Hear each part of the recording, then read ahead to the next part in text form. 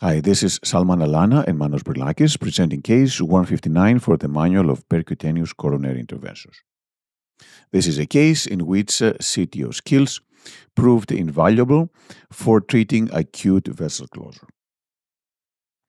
The patient was a gentleman who presented with non-ST elevation myocardial infarction.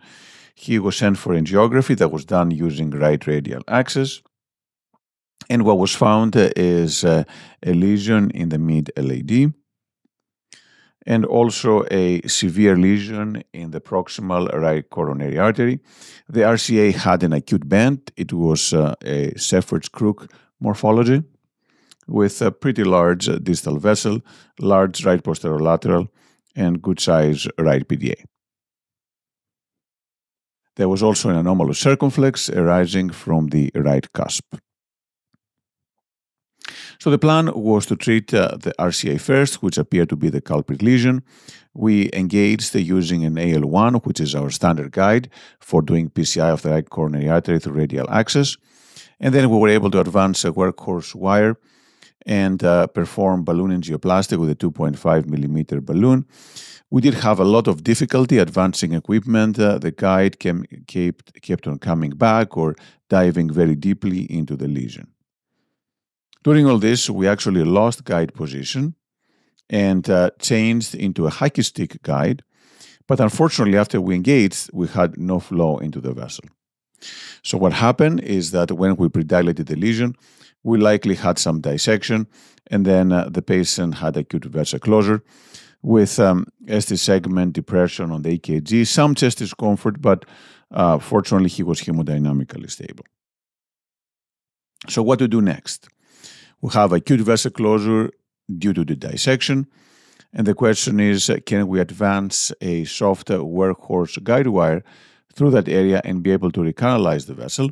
So we used the soft workhorse guide wires, a Minamo and a SUO3, but unfortunately, the wires were in the extraplaque position as confirmed by intravascular ultrasound.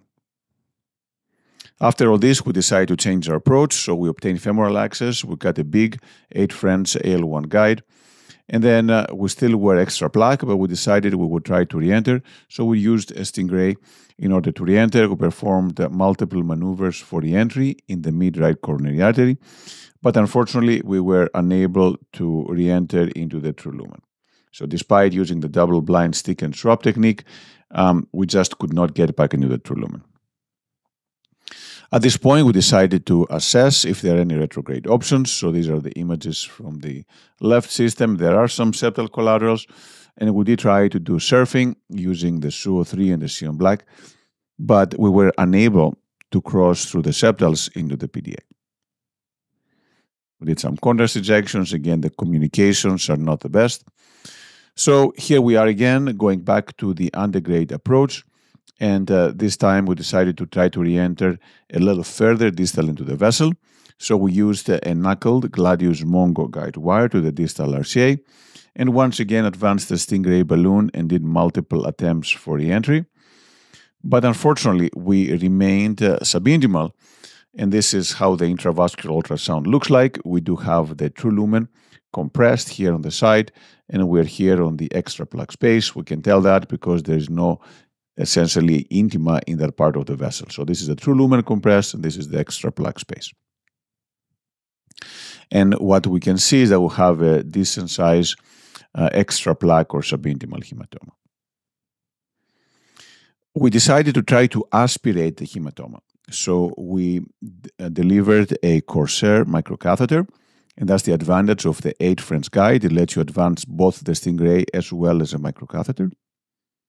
And then we actually connected the Corsair with a penumbra pump and performed the subintimal transcatheter withdrawal, so trying to essentially evacuate or decrease the size of the hematoma to get through. But unfortunately, we tried again, we could not get the reentry with the Stingray.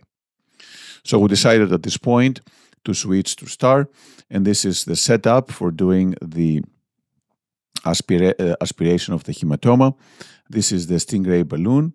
This is the endoflator that is attached to the Stingray balloon to inflate the balloon.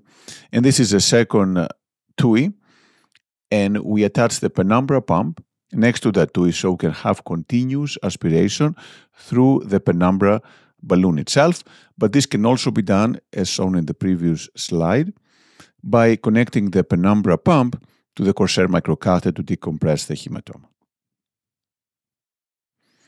So at this point we gave up and we decided to do the knuckling technique, essentially starting. We take two Gladius Mongo wires and we knuckle them, advance them distally. And what we saw after performing intravascular ultrasound is that there was some re-expansion of the true lumen distal in the vessel. So doing the STAR technique helped with re-expansion of the hematoma. So we decided to do one final attempt. We delivered the Stingray balloon and continued the aspiration with the penumbra through the Corsair microcatheter, and then did the stick and drive. This was an Astato 20 guide wire. The wire seemed to advance in the right course, and then by IVUS we found that we were in true lumen.